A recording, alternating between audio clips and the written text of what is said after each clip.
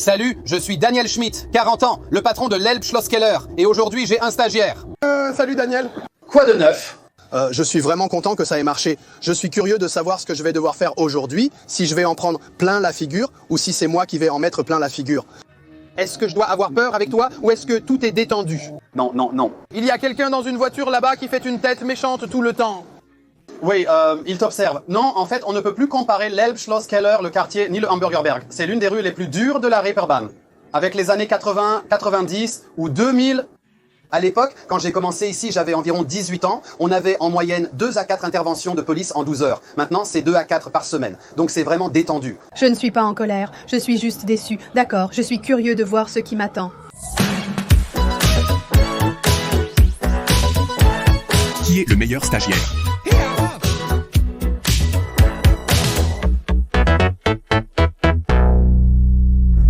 Daniel, maintenant je suis ici dehors. J'ai vu qu'un invité n'était pas très content d'une décision. Oui, c'est comme ça. En fait, le même invité a aussi cassé l'autre vitre et bloqué nos courses. C'était le même gars. Il a dansé le pogo dans notre magasin il y a une semaine. Il a donné un coup de coude dans les côtes de 2 dames. Ensuite, un de mes employés l'a mis à la porte et ça ne lui a pas du tout plu. Il est alors passé de l'autre côté de la rue, a renversé une poubelle là-bas et a lancé les bouteilles en verre qu'il a trouvées dans les ordures à travers la rue. Et visiblement, il savait vraiment bien lancer. Ah, il n'a même pas frappé. Il a seulement lancé? Il a seulement lancé, exactement. Tu l'as eu? Nous l'avons eu. Et ensuite tu as dit, ne refais plus jamais ça s'il te plaît. À peu près comme ça, il ne refera plus jamais ça. D'accord, alors je le sais aussi. Ce que je ne savais pas, c'est qu'en face de ce terrain, il y a le Gant d'Or. Oui. C'est aussi un de ces légendaires bars de Hambourg. C'est vrai. En effet, oui. Quand j'ai commencé ici à 18 ans, le fils de la maison du Gant d'Or, Sacha Nürnberg, était encore là. Et on s'est testé mutuellement, oui, comme on fait quand on est nouveau sur le territoire pour voir comment l'autre se comporte. Sacha en a assommé un pendant mon service, et moi j'en ai assommé un pendant le sien. À un moment donné, on est devenus amis, oui, et voilà, maintenant le gant est vide, on est complet, c'est bien. Petite blague. Alors, chez toi, la musique est déjà très forte et il est 16h30.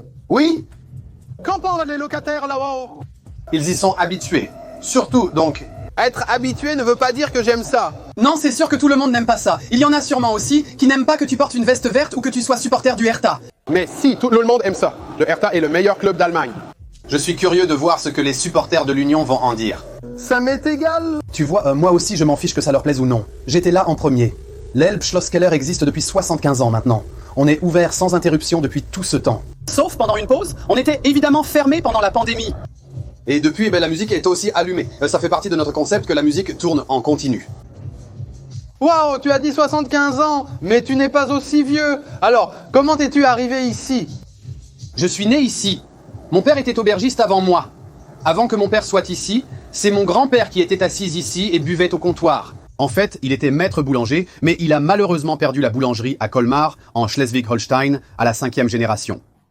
Il a alors essayé de noyer sa frustration ici au comptoir. Et moi, j'ai été envoyé ici parce que ma mère devait venir chercher grand-père pour le ramener à la maison. Bien sûr, grand-mère savait exactement où il était assis en train de boire. C'est là qu'elle a rencontré mon père. Oui, et moi, j'ai été conçu ici dans le magasin. Est-ce qu'on dit félicitations dans ce cas-là? Dans tous les cas... Félicitations. Aaron Troschke, et il est un peu dur d'oreille, donc la musique doit être un peu moins forte. En échange, il va maintenant offrir une tournée à tout le monde! Apparemment, c'est moi qui offre une tournée. Merveilleux! Alors, dès qu'il sera dehors, on fera à nouveau la fête avec de la musique. Et ensuite, tout le monde pourra lui chanter dessus comme récompense. Ah, super. Oui, super, vraiment bien. Bon, alors, allons voir le chef maintenant.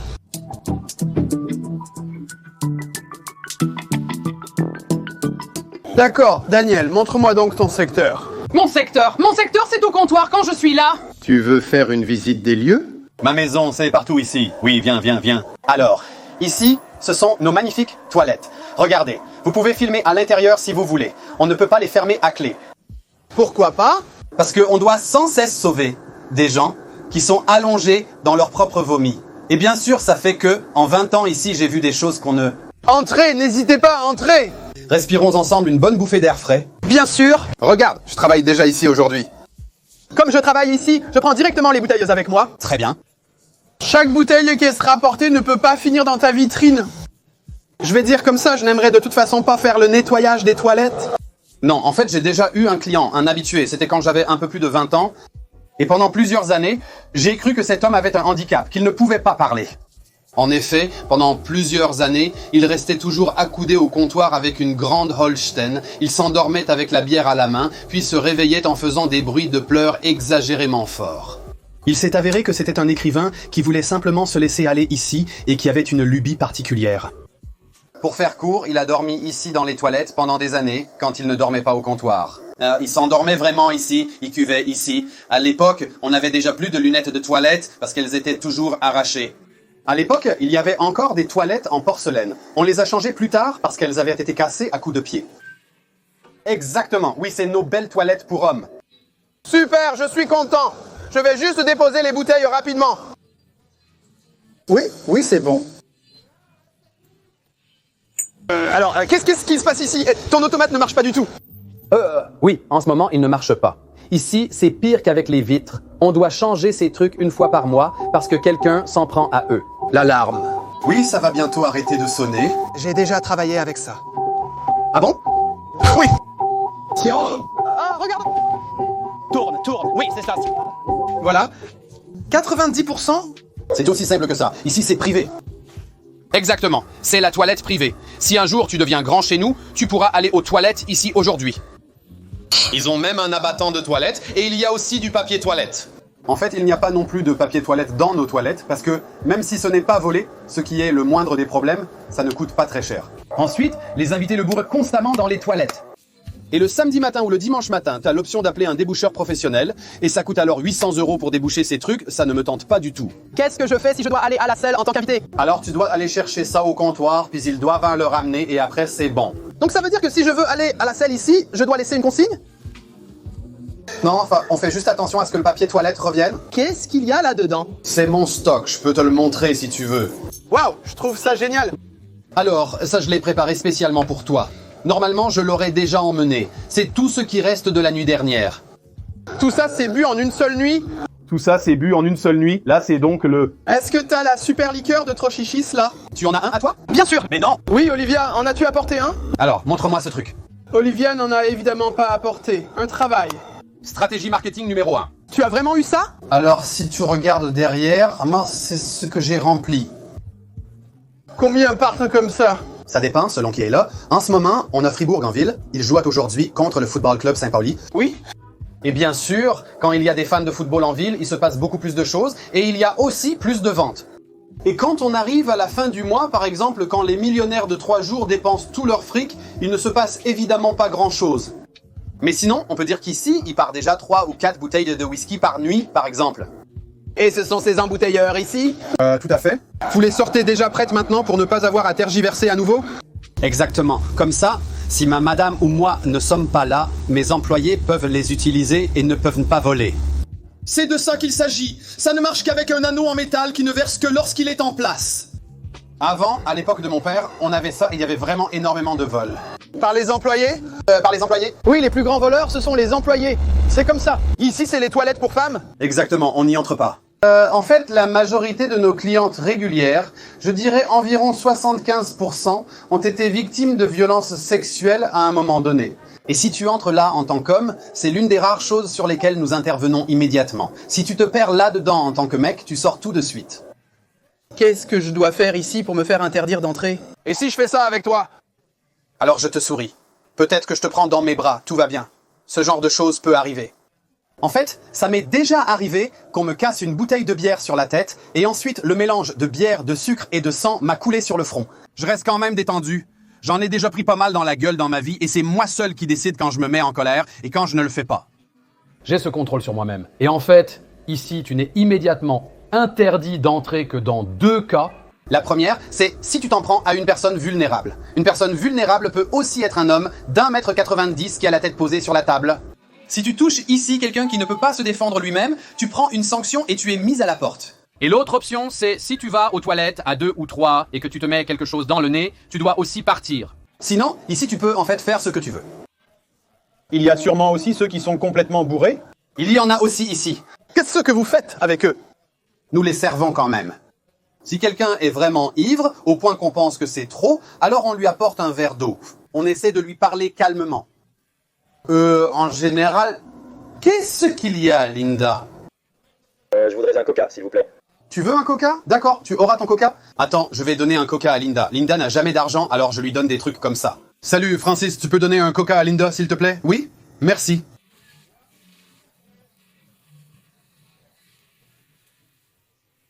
C'est... Désolé, parfois je perds mes mots. Il est 17h et c'est bondé de monde.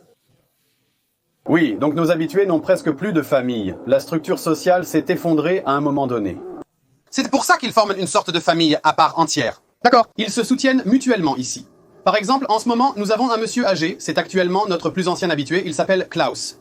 Il a 82 ans. Sa femme est décédée d'un cancer. Il est resté longtemps chez lui, presque 6 mois. Et il n'a plus d'enfants, plus d'amis, tous sont partis. Et puis il a failli sombrer lui-même dans la dépression. Ah, il a commencé à étouffer entre 4 murs, et puis il s'est souvenu de l'Elbschlosskeller. Et maintenant, il vient ici régulièrement, parfois. Son record actuel, c'est 18 jours d'affilée. Il y a quelqu'un qui est resté ici 18 jours d'affilée? Ou même plus longtemps. Nous avons une dame, tu l'apprendras plus tard pendant la visite, qui a vécu ici pendant 10 ans. 10 ans. En dormant et en faisant ses besoins? Oui, en se brossant les dents. Quand je suis arrivé ici en tant que jeune homme, en sortant de ma bulle parfaite, oui, j'avais un bel appart, une perle, un pitbull, donc mon chien, ma vie, et j'avais 3 jours de pause, puis je suis venu ici, frais et l'esprit clair. Elle sortait parfois des toilettes avec une brosse à dents, si elle en avait une, en boitant, parce qu'elle venait de tomber quelque part, ou quelque chose comme ça. Et elle vivait ici volontairement. D'accord. En tant que jeune femme frêle, À quelle fréquence y a-t-il des rapports sexuels ici dans le magasin? ça s'est déjà produit, assez souvent en fait. Qu'est-ce que tu dis dans ces cas-là? À fond d'eau. Alors, et qu'est-ce qu'il y a ici derrière? Ici derrière, c'est calme. Exactement, c'est... Susanna, dis bonjour rapidement. On interrompt un instant ta visite du quartier. Qui est-ce le garçon ici? C'est mon père. Il a dirigé le magasin ici en tant que patron pendant presque 35 ans. On le voit à ses joues quand on le regarde. Il était un peu plus mince, sans vouloir critiquer. Un peu comme René Weller, vous voyez? Oui, mais à son apogée.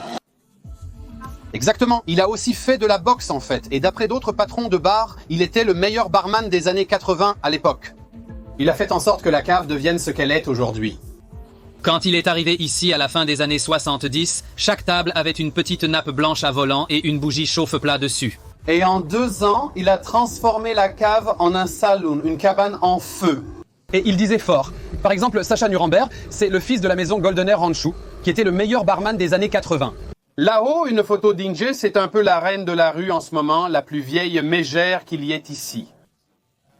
Elle a vraiment fait ça un jour. Susanna et moi venions d'acheter une nouvelle Mercedes. C'était ma toute première Mercedes. J'étais super fier avec l'étoile devant. Et moi, je suis aussi un peu fan de Star Wars. J'ai un côté un peu geek. Et à chaque fois que je conduisais, je visais ce truc comme un viseur. Donc j'avais vraiment du plaisir avec cette voiture. Je suis donc allé sur le Kiez avec ce truc. Je sors de la voiture. Inge dit, elle était déjà en train de râler. Je suis ensuite entré au comptoir, j'ai travaillé. 20 minutes plus tard, elle me balance l'étoile sur le comptoir. Putain de bagnole de Bourges. Ça c'est Inge. Qu'est-ce que tu veux faire? Foutre une claque à la vieille, c'est pas possible. Donc j'ai pris sur moi, j'ai bu une vodka et puis ça allait. Inge, t'as arraché ton style Mercedes? Oui, et elle me l'a balancé en pleine figure. Et tu as dit merci Inge? Non, je ne l'ai pas fait, mais qu'est-ce que tu veux que je fasse? La vieille mamie, tu vois? Tu dis mamie, viens, pour aujourd'hui c'est fini, reviens demain? C'est ce que j'ai fait, mais je ne peux pas faire plus. Mamie est revenue le lendemain aussi. Donc Inge veut vivre elle-même dans la rue. Elle a choisi de suivre ce chemin de souffrance. Malheureusement, il y a parfois des gens pour qui c'est comme ça. Il arrive alors régulièrement qu'elle trouve un endroit où dormir, qu'elle se retrouve au chaud, qu'elle puisse se doucher, ce qui, par exemple, se remarque tout de suite quand elle a été à l'hôpital. On le voit aussi ici quand des gens qui souffrent de psychose vont en prison, ils en ressortent tout à coup lucides, bien nourris, parce qu'ils ont eu à manger à des heures régulières. Et puis, ici, il replonge rapidement dans la folie. Et Inge retombe aussi très vite au plus bas. En ce moment, Inge est aussi juste là, au coin à gauche. Elle n'a pas l'air en forme du tout.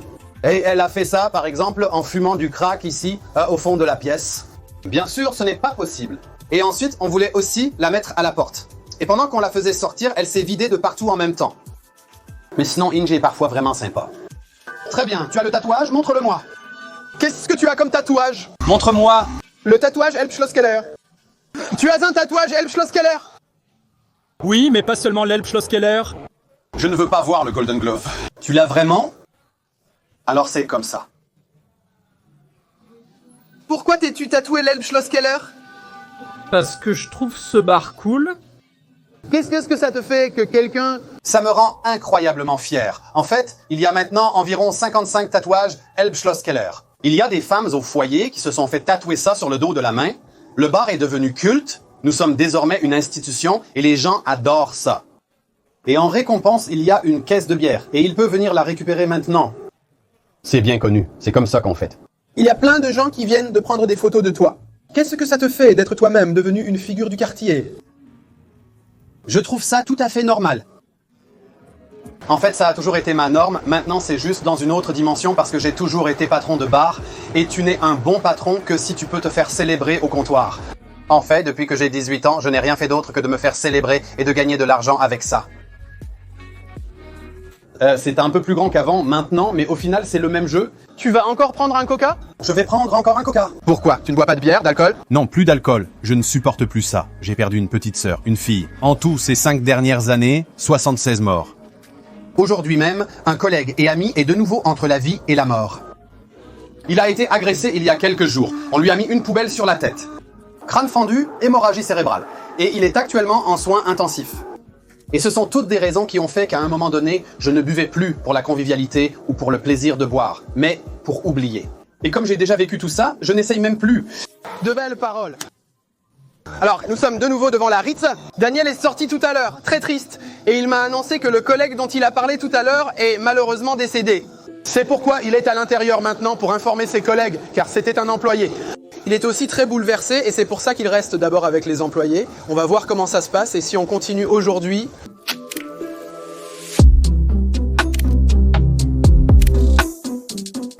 Un ami et un ancien frère. Moi, j'ai fait partie, entre d'autres, d'une confrérie et lui, après avoir quitté la confrérie il y a quelques années, comme moi, il a travaillé chez moi comme agent de sécurité. Il y a une semaine, il a été attaqué par derrière par 3 clients qui l'avaient expulsé de l'établissement. Après qu'il soit sorti, il s'est redressé, a fait usage de son droit de domicile et ensuite ils lui ont fracassé le crâne avec une poubelle en métal. Il a eu des hémorragies cérébrales, il était en soins intensifs, mais il a pu sortir après seulement 2 jours. Le médecin a alors dit « D'accord, tu vas quand même rester ici » parce qu'il avait un peu de fièvre, ce qui pouvait signifier une infection grippale ou quelque chose de similaire. Puis, il a été autorisé à sortir. Maintenant, quelques jours se sont encore écoulés. Il a reçu l'autorisation du médecin de reprendre le travail et ce matin, il était à la porte. Et je l'ai croisé ce matin, il n'avait vraiment pas bonne mine. Je lui ai dit « Lars, mon pote, tu rentres chez toi ». Il voulait me dire qu'il savait ce qu'il faisait et qu'il restait là. Je lui ai dit, écoute, je vais au bureau maintenant, là où on va, je vais réfléchir un peu et ensuite je te recontacte. Ah, mais je ne pense pas que tu vas rester ici. Ensuite, j'étais au bureau, j'ai reçu un appel disant qu'il s'était effondré. Je suis parti en courant du bureau jusqu'à l'Elbschlosskeller, encore en tenue de travail. Il était allongé par terre. Ils l'ont réanimé à 3. Ils étaient 6 en tout, il n'avait même plus de pouls. Son cœur avait cessé de battre. Et puis, il est revenu à lui, et ensuite, nous l'avons soulevé ensemble sur la civière, puis transporté dans l'ambulance. Donc, j'ai sorti la civière du véhicule avec un ambulancier, j'ai poussé tout le monde sur le côté. C'était aussi intense parce que maintenant, on avait un poivreau qui restait en arrière-plan. Là, il y avait 40 poivreaux, parce qu'il fallait tous les pousser sur le côté et parfois les recadrer. Mec, reprends-toi, il se passe quelque chose d'important ici. La rigolade est terminée maintenant. Oui, et son cœur a redémarré. Il a été emmené à l'hôpital et je viens tout juste d'apprendre qu'il est décédé. Exactement. Et bien sûr, nous avons un groupe de collaborateurs. Je viens juste de passer rapidement au Elbschlosskeller. J'ai raconté ça à l'agent d'entretien Biennet et à Francis. Évidemment, ils ont fondu en larmes. Pour moi, c'est maintenant le 77e mort en 5 ans. Je pense que c'est pour ça que je prends ça aussi calmement en ce moment. Mais je suis une personne très émotive et empathique. Je crois aussi en celui là-haut et j'avais déjà versé une larme tout à l'heure, mais j'étais sûr que je le reverrai. J'avais déjà imaginé des images dans ma tête, comme aller en rééducation avec lui et toutes ces choses-là, et je pense que je n'arrive tout simplement pas encore à réaliser tout ça. Je connais ça par exemple, quand ma petite sœur est morte, je n'ai pleuré toutes les larmes de mon corps qu'un jour plus tard. Mes condoléances. Merci. Maintenant, il ne reste plus qu'à continuer malgré tout. Par exemple, j'ai un fils. Donc je ne pourrais pas, s'il se passait quelque chose, simplement tout laisser tomber, m'effondrer et arrêter d'avancer. L'Elbschlosskeller est ouvert 24 heures sur 24. Il y a tellement d'autres personnes qui ont besoin d'aide et nous avons encore une visite prévue où 40 personnes nous attendent, dont certaines sont venues d'un autre pays en avion et il faut qu'on assure maintenant. Bien sûr, pas avec autant de plaisir que d'habitude, mais bon. D'accord, cette visite commence depuis le bureau. Je vais aussi faire une annonce tout de suite pour expliquer pourquoi nous sommes l'une des très rares visites qui ne commencent pas devant la Reeperbahn. Ok. En effet, plus de 90% des autres visites commencent là-bas, et il y a une raison à cela. Où puis-je obtenir un billet? Tu peux obtenir des billets sur notre site internet elbschlosskeller.de. Là-bas, il y a des articles de merchandising et aussi les billets. Nous avons même notre propre portail immobilier. Et maintenant, parce que tu regardes par là-bas, il y a... Exactement, on voit déjà les gens là-bas. Soit une visite d'appartement en ce moment. Non, c'est la visite. Ce sont les invités qui nous attendent. Waouh. Donc ils vont sur elbschlosskeller.de, réservent leur journée. Tu fais la visite combien de fois? Exactement. En ce moment, je fais la visite avec Anna Genger. C'est la deuxième guide touristique que nous allons rencontrer tout à l'heure. 3 fois par semaine. Et dans quelques jours, il y aura une autre visite qui sera uniquement avec moi. Et celle-là, je vais aussi la faire 2 fois de plus. Donc au total, 5 fois par semaine. Combien de temps dure-t-elle? La grande sortie avec Anna dure 2h30 et la petite avec moi dure 1h30. Ça veut dire qu'on va marcher pendant 2h30 dans Hambourg? Oui, aussi. Super. Exactement, nous avons un invité spécial avec nous aujourd'hui. Ceux qui ont peur de la caméra doivent malheureusement rentrer chez eux. C'est vraiment quelque chose d'énorme. Beaucoup parlent tout le temps, mais lui, il n'a pas besoin de parler autant parce que lui, c'est quelqu'un d'important. On dit que les chiens qui aboient ne mordent pas et que l'eau calme est profonde. C'est vraiment l'un des derniers grands anciens du quartier, ici. Même s'il n'a pas l'air si vieux, il en a fait tellement que je préfère fermer ma gueule. Soit il le raconte lui-même, soit il ne le fait pas. Non, ici on ne raconte rien. Mais tu es devenu plus calme. Exactement. Qu'est-ce qui se serait passé si j'avais agi comme ça plus tôt? Oh non, on va pas dire ça devant la caméra maintenant. Je ne voulais pas. J'ai besoin d'une minute. Oui, Aaron peut venir aussi, mon stagiaire. Voilà. Voilà, hop. Ah, regarde-moi ça. Ah, regarde-moi ça. Privé, pourquoi est-ce qu'il y a écrit privé partout ici? Tu peux jeter un œil ici si tu veux. Quand je travaille longtemps, ou Susanna aussi, on a une petite maison à 17 km d'ici. Ça n'a pas l'air très loin, mais comme on est dans une grande ville, il peut arriver que tu mettes plus d'1 heure pour faire ces 17 km. Et quand on travaille tard, il m'arrive de dormir ici. Là-bas, j'ai mon coin pour dormir. Et ici, je prends ma douche. Vous pouvez y jeter un coup d'œil si vous voulez. Donc, en fait, le bureau, et en tant que start-upper, ça prend toujours plus de temps. Abri d'urgence, tout à fait. Et ici, on a tous les papiers. On vend aussi des spiritueux nous-mêmes. Ils sont emballés là-bas. Est-ce qu'on a aussi des toshi ici? On n'en a toujours pas. Il faut que vous en apportiez, alors on les proposera ici aussi, c'est sûr. Voilà, c'est de la Berliner Luft. Prends-en une si tu veux. Merci. De rien, tu as déjà le droit. Oui, sinon je n'aurais pas le droit d'être ici. Tu as raison. Juste pour que vous le sachiez, au cas où vous ne le sauriez pas encore, monsieur produit une liqueur de menthe bien meilleure. Non, pas Berliner Luft, pardon, mais une liqueur de menthe. Oui, Berliner Luft n'est pas bon. Ce n'est pas bon. Comment s'appelle la tienne? Comment s'appelle ta boisson? Trochi. Donc à l'avenir, achetez tous du Trochi et passez une bonne tournée. Santé. Santé! Santé! Je suis Daniel Schmidt, j'ai 40 ans et je suis la 2e génération de tenancier de l'Elbschlosskeller et, selon la presse, le patron le plus coriace de Hambourg.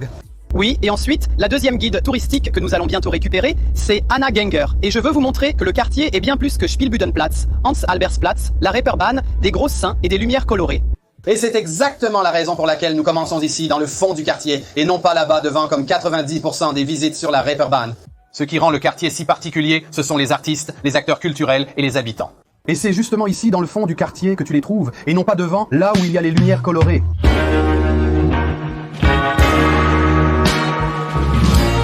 Là, nous avons le Freudenhaus, c'est entre autres le restaurant habituel d'Olivia Jones. En fait, ce sont les distributeurs automatiques de billets les plus fréquentés d'Allemagne. Kurt voulait toujours régler ça tout seul, surtout quand des jeunes gars faisaient les malins. Salut! Non, restez vraiment proches les uns des autres, sinon ça va prendre trop de temps. Tout le monde passe derrière, tout le monde passe derrière, tout le monde passe derrière, tout le monde passe derrière. Pas du tout, hein? Si? D'accord. J'avais la vingtaine, c'était ma période folle ici. Je ne laissais vraiment rien passer ici. Et c'était le credo de mon père. Boire était un devoir, mais se saouler était interdit. Le monsieur avec les lunettes, mon grand-père Henning, était maître boulanger de la 5e génération à Schleswig-Holstein-Colmar. Il a perdu la boulangerie et a ensuite essayé de noyer son chagrin ici à Hambourg, au comptoir, avec de la bière. Malheureusement, il est ensuite décédé d'un cancer et à cause de sa consommation. Alors, la prochaine personne qui a mis un pied ici dans le magasin, c'était mon père. Là-haut, il y a une photo de lui, un peu dans le style de René Veller. Il est venu ici à la fin des années 70 et à l'époque, tout se passait de manière très civilisée ici. Chaque table avait une petite nappe blanche à volant, avec une bougie chauffe-plat dessus.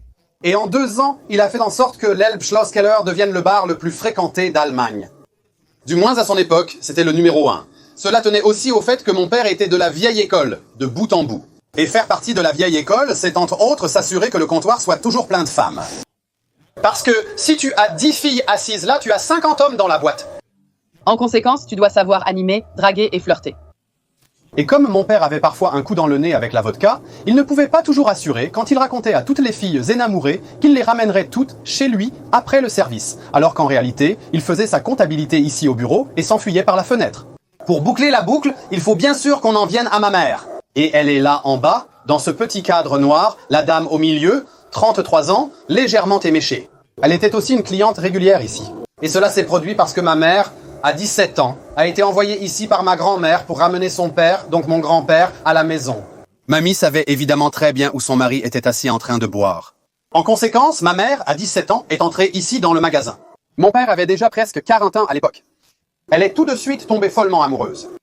Oui, un homme très beau pour l'époque. En plus, elle s'est dit « Waouh, quel colosse !» Ça n'a rien à voir avec le fait que mon père soit tellement plus grand que moi, mais plutôt avec le fait que, tout comme je me tiens en hauteur devant vous en ce moment, toi aussi, derrière le comptoir de ta cave Elbschloss, tu gagnes bien 20 cm. Donc, mes parents ont eu leur premier rendez-vous. Ma mère m'a raconté quand j'avais 16 ans, lors d'une de ces discussions mère-fils, qu'il est descendu la marche et qu'elle s'est dit « Oh, en fait, il n'est pas si grand que ça ». Mais à ce moment-là, elle était déjà complètement sous son charme et peu de temps après, je suis arrivé. Elle m'a aussi raconté lors de cette conversation que tout cela serait arrivé ici, à l'Elbschlosskeller. Oh là là là là. Heinrich Heine était un filou, comme dirait ma mère. Il a aussi vécu un certain temps à Hambourg. Selon ses propres dires, il pouvait ici s'épanouir librement. Et il a écrit un poème avec des indications utiles pour vous. Ces beaux membres d'une féminité colossale sont maintenant sans résistance, livrés à mes désirs. Si, déchaînée par la passion, j'étais allée vers elle de mon propre chef, j'aurais regretté un tel acte. Oui, elle m'aurait battu. Quelle poitrine, quel cou, quelle gorge! Je ne vois pas bien plus haut, avant de me confier à elle. Je confie mon âme à Dieu. Alors, on pense, sympa, ça rime, connaissance du bac, blablabla. Non, on apprend quelque chose sur Heinrich, à savoir qu'il a manifestement touché des femmes sans leur consentement. Et voilà, mon message moral pour vous est déjà emballé là-dedans.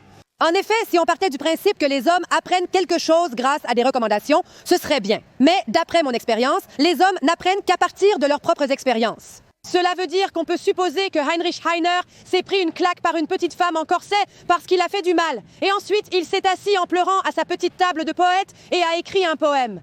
Et ce poème est si important parce que dans la deuxième strophe, il y a justement le message moral qui vous est destiné. Après, pendant la fête, s'il vous plaît, ne touchez pas les gens sans leur consentement. Alors, nous allons entrer ici, puis il y aura une dernière boisson offerte. La visite est donc terminée. J'espère que vous vous êtes amusés. Recommandez-nous autour de vous. Merci beaucoup. Oui, Aaron, j'ai vraiment passé un très bon moment avec toi. Je m'étais imaginé que ça se passerait un peu différemment aujourd'hui. Ce qui s'est passé avec Lars me reste encore vraiment dans les os, à moi et à mes collègues. Je dirais qu'on arrête pour aujourd'hui. Alors tu peux d'abord rentrer à Berlin. Mais tu dois rattraper le stage. Après tout, c'était la consigne. Alors, bien sûr, nettoyage des toilettes, porter des verres, tout le programme. On fait ça? Parfait. Merci beaucoup, ce fut quand même un plaisir pour moi. Avec plaisir. Et si ça vous a plu, alors d'abord, laissez un like, suivez volontiers Daniel sur Instagram, moi aussi bien sûr, ou réservez la visite, le lien est dans la description de la vidéo, comme ça vous pourrez vivre ça de près. Et maintenant tu dis au revoir, et on se retrouve pour le prochain stage. Au revoir. À Hambourg, on dit Hummel, Hummel, Moas, Moas. Ciao, ciao.